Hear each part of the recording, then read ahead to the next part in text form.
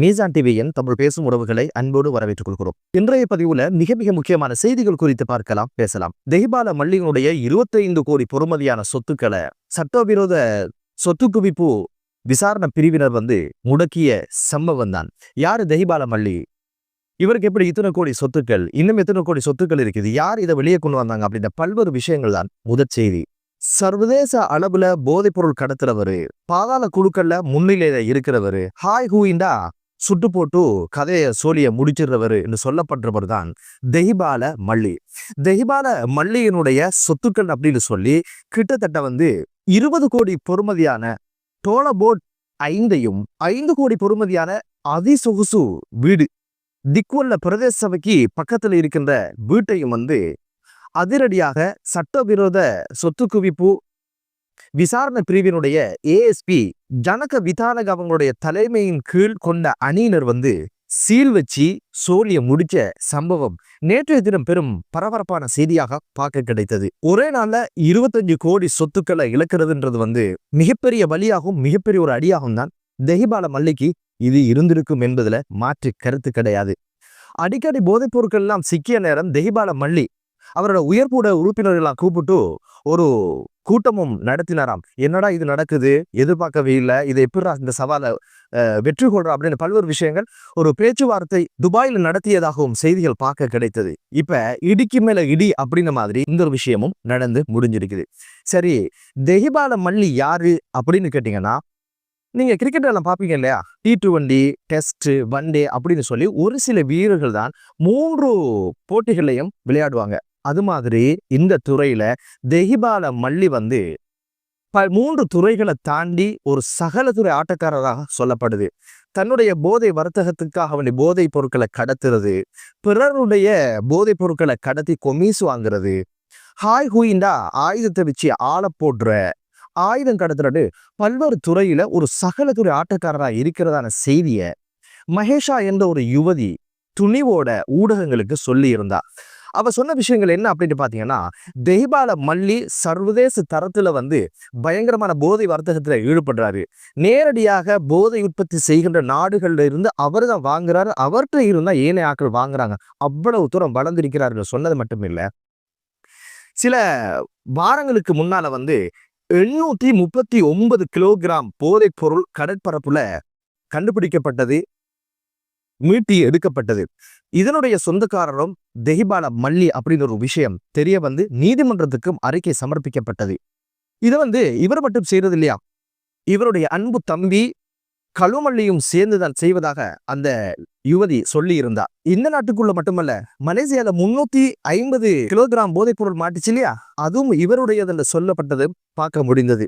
அது மட்டுமல்ல, பிறருடைய போதைப் பொருட்களை கடத்துறதுக்கு இவர் என்ன பண்ணுவாருன்னா கொமிஸ் வாங்குவாராம். அந்த கொமிஸ் எப்படின்னு கேட்டீங்கன்னா, ஐஸ் போதைப் பொருளுக்கு 35 வீதம், அதே மாதிரி ஹெரோயினுக்கு 60 வீதம் அளவுல கொமிஸும் வாங்கிட்டு அந்த பொருட்களை உரியாக்களுக்கு கொண்டு சேர்ப்பாராம்.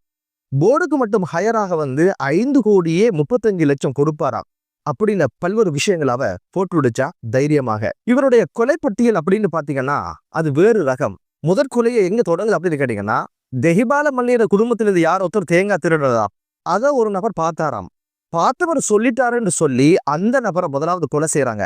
அப்படி கொலை செஞ்சு இறுதியில 25 பேருக்கும் அதிகமானவங்க படுகொலை செய்யறதுக்கு இந்த தெஹிபால குடும்பம் காரணமாக இருந்தது ஒரு அதிர்ச்சியான செய்தியையும் அந்த மகேஷா சொல்லி இருந்தா. இந்த பட்டியலை கொஞ்சம் எடுத்து பார்த்தீங்களாக இருந்தா, ஒரு சில மாதங்களுக்கு முன்னால தெஹியந்தர தேவாலயத்துக்கு முன்னால இரட்டை படுகொலை நடக்கும் இல்லையா, யமேஷ் என்ற ஒரு இளைஞனும் அவனுடைய தோழரும் படுகொலை செய்யப்பட்ட சம்பவம், இதையும் கச்சிதமாக போட்டது தெஹிபால மல்லி என்றது எல்லாரும் தெரிஞ்ச ஒரு விஷயம். ஜெயிலுக்கு யமேஷனுடைய சகோதரர் ஜெயிலுக்கு போற மாதிரி சம்பவம் நடத்தி ஜெயில வச்சு யமேஷனுடைய சகோதரனை படுகொலை செய்யறதுக்கு 2 பேரை செட் பண்ணி அந்த ஒரு விஷயத்தை செஞ்சு முடிச்சது தெஹிபால மல்லி அப்படின்ற ஒரு விஷயம் தெரிய வந்திருக்குது. 4-5 நாட்களுக்கு முன்னால உனாக்கூர்வ சாந்தையனுடைய மாமியையும் கடைக்குள்ள வச்சு பட்டப்பகல்ல சுட்டுட்டு போனாங்க இல்லையா, அதுவும் இவருடைய ஏற்பாடு அப்படின்னு சொல்லப்படுது. மகேஷாவனுடைய மூத்த சகோதரரை வெட்டி கொத்தி படுகொலை செஞ்சதுக்கு பிறகு புதைச்சதுக்கு பிறகு புதைக்குடியிலிருந்து எடுத்து தலையை வெட்டி வேறா கொண்டு போனதாகவும் இவங்களோட கணக்குல தான் அதுவும் விழுகுது. மகேஷின் அடுத்த சகோதரரை சுட்டு கொண்டிருக்கிறாங்க. இந்த சகோதரனுடைய தானம்னு சொல்லுகின்ற அந்த சடங்கு நடக்கின்ற நாள்ல தான் மகேஷினுடைய தந்தையை சுட்டுக் கொள்றாங்க. மகேஷ் இப்போ வந்து தனி ஆளா, தந்தை இல்ல, சகோதரன் இல்ல, உடம்பிறப்புகள் இல்லாம தனி ஆளா இருக்கின்ற ஒரு சூழல் உருவாகி இருக்குது. இதுக்கு பின்புலமாக இருந்து உழைச்சவங்க, அந்த கைங்காரியத்தை செஞ்சதும் தெஹிபால மல்லி அப்படின்னு ஒரு விஷயத்த மகேஷா ஊடகங்களுக்கு சொல்லி இருந்தா. தெஹிபால மல்லியினுடைய குற்றங்கள் என்ன, போதை வர்த்தகத்தினுடைய நெட்வொர்க் என்ன, எங்க இருந்து எங்க கடத்துறாங்க, எத்தனாம் தேதி இந்த போர்டுகள் வரப்போகுதோ, இது எப்படி வருது அப்படின்னு பல்வேறு விஷயங்களை A to Z வரைக்கும் எல்லா விஷயங்களையும் ஊடகங்களுக்கு தைரியமாக ஒரு சிங்க பண்ணாங்க. எல்லா விஷயத்தையும் சொல்லி முடிச்சா. அதுல என்ன சொன்ன அப்படின்னு கேட்டீங்கன்னா, அனைத்து போதை வர்த்தகர்களும் மாதத்துக்கு 1 தடவை 2 தடவை தான் போதை வர்த்தகங்களை கடத்துவாங்க. ஆனா தெஹிபால மல்லி மட்டும் மாதத்துக்கு 10 தொடக்கம் 15 தடவைகள் வந்து அவருடைய போதைப் பொருளை நாட்டுக்குள்ள கொண்டு வராருன்ற ஒரு விஷயத்த சொன்னாரு. இதை கச்சிதமா செய்யறதுக்கு 2 காரணங்களை முன் வச்சான். ஒன்று வந்து தெஹிபால மல்லி வந்து ஆரம்பத்துல வந்து ஒரு மீன்பிடி தொழிலை செஞ்சவர். அதனால இந்த படகு ஓட்டுறது, எங்க போகணும், எங்க வரணும், எந்த எல்லைக்குள்ள எதை செய்யணும் எல்லாமே கச்சிதமாக தெரியும் என்ற ஒரு விஷயமும். அடுத்த ஒரு விஷயம் வந்து நார்கோட்டியோட சம்பந்தப்பட்ட உயர் அதிகாரிகளை விலை கொடுத்து வாங்கிட்டார் அப்படின்னு சொல்லி பெரிய ஒரு பட்டியலை சொன்னா. யார் எவ்வளவு வாங்குறாங்க, என்ன தொகை வாங்குறாங்க, CCTV கேமரா யார் வாங்கினது, வீடு கட்ட பணம் வாங்கினது யாரு, அதுக்கு இதுக்குன்னு பல்வேறு விஷயங்களை பயப்படாம சொல்லி இருந்தா. சமுத்தித்த என்ற ஊடகவியலாளருடைய ஒரு நேர்காணல்ல சமுத்தித்த நிகழ்ச்சியை முடிச்சுட்டு போகும்போது 2 மணி அளவுல உயர் போலீஸ் அதிகாரி போன் பண்ணி சமுத்திட்ட கேட்டிருக்கிறாரு, இந்த பொருள் சொல்லுவதெல்லாம் ரொம்ப ஆச்சரியமா இருக்கே, இதெல்லாம் உண்மையா அப்படின்னு கேட்ட போது சமுத்திர சொல்லியிருக்கிறாரு, இதுவரைக்கும் சொன்னதெல்லாம் உண்மை சேர் அப்படின்னு சொல்லி நடவடிக்கையை நீங்க எடுங்க அப்படின்னு சொல்லி. அதுக்கு பிறகுதான் உடனடியாக நார்கோட்டில இருக்கின்ற DIG பணிப்பாளர்கள் பல்வேறு நபர்களுக்கு டிரான்ஸ்ஃபர் அடிச்சு வேறு இடங்களுக்கு அனுப்பி வச்சு விசாரணைகளை தொடங்க ஆரம்பிச்சாங்க. உண்மையிலே இன்னைக்கு வந்து தெஹிபால மல்லியினுடைய சொத்துக்கள் முடக்கம் செய்யப்படுவதற்கும் சீல் வைக்கப்படுவதற்கும் தூண்டுகோலாக இருந்த, துரும்பாக இருந்த, அதுக்கு வழிவகுத்தது யார் அப்படின்னு கேட்டீங்கன்னா, இந்த யுவதி இதெல்லாம் சொல்ல போய்தான் இந்த விஷயங்கள் வெளியே வர ஆரம்பிச்சது. விசாரணை என்ற ஒரு விஷயம் தொடங்க ஆரம்பிச்சது. காரணம் என்னன்னா, இந்த பெண் வந்து இழக்கிறதுக்கு எதுவும் இல்லை. எதிர்கால தெஹிபால லிஸ்ட்ல இவவும் இருப்பதாகவே சொல்றான். என்னை கொஞ்ச நாள்ல போட்டுருவாங்க, அதுக்கு முன்னால ஏதாவது நல்லது செஞ்சுட்டு போகலாமே, இவனுடைய அட்டகாசத்துக்கு முடிவு, இவனுடைய அடாவடித்தனத்துக்கு முடிவு கட்டலாமே என்றுதான் இந்த விஷயத்தை நான் சொல்றேன் அப்படின்னு சொல்லி இருந்தா. எனவே இந்த ஒரு யுவதியினுடைய பாதுகாப்பு குறித்து அரசு கூடிய கவனம் செலுத்தணும் என்பது மீசான் டிவியினுடைய ஒரு வினயமான ஒரு வேண்டுதல். அடுத்த செய்தி என்ன அப்படின்னு பாத்தீங்கன்னா, பேவரட்ட போய் எரித்து கொல்லப்பட்ட ஒரு யுவதியினுடைய சோகமான செய்தியும் பதிவாகி இருந்தது. இந்த பேய ஓட்டின போலி பெண் பூசாரியும் ஹொரோபத்தான போலீசாரால் கைது செய்யப்பட்ட சம்பவமும் பதிவாச்சு. இந்த சம்பவம் எப்படி பதிவாகுது அப்படின்னு கேட்டீங்கன்னா, மதவெச்சி பிரதேசத்தை சேர்ந்த பெற்றோர் வந்து தமது மகளுக்கு வந்து தீராத நோய் அப்படின்னு சொல்லி மருத்துவம் எல்லாம் செஞ்சு முடிச்சாச்சு, ஏதாவது மந்திரமாயிருக்கும், மாந்திரமாயிருக்கும், ஏதாவது அந்த துறையில ஏதாவது சிகிச்சை அளிக்கலாமே அப்படின்னு இருக்கிற சந்தர்ப்பத்துல தான் ஹொரோபத்தான பிரதேசத்துல வந்து ஒரு பூசாரி இருக்கிறாங்க, பெண் பூசாரி, அவங்ககிட்ட சிகிச்சை பெறலாம் அப்படின்னு சொல்லி கேள்விப்பட்டு சிகிச்சை அளிக்கிறாங்க அப்படின்னு கேள்விப்பட்டு இந்த பூசாரியை நாடி போயிருக்கிறாங்க. பூசாரி என்ன பண்ணிருக்கு அப்படின்னு கேட்டீங்கன்னா, பிள்ளைக்கு பிடிச்சிருக்குது, பேய துரத்திட்டா எல்லாம் முடிஞ்சு அப்படின்னு சொல்லி கரும்பால அடின்னு அடிச்சு சூழ் வச்சு எரிச்சு காயங்களோட வீட்டுக்கு இந்த யுவதிய, இந்த பெண் குழந்தைய அனுப்பி வச்சிருக்கிறா. தீக்காயங்களால அவதிப்பட்ட இந்த பெண் குழந்தைய பெற்றோர் என்ன பண்ணிருக்காங்க அப்படின்னு கேட்டீங்கன்னா, அனுராதபுரம் போதனா வைத்தியசாலையில அனுமதிச்சிருக்கிறாங்க. சிகிச்சை பலனின்றி குழந்தை இறந்துருது.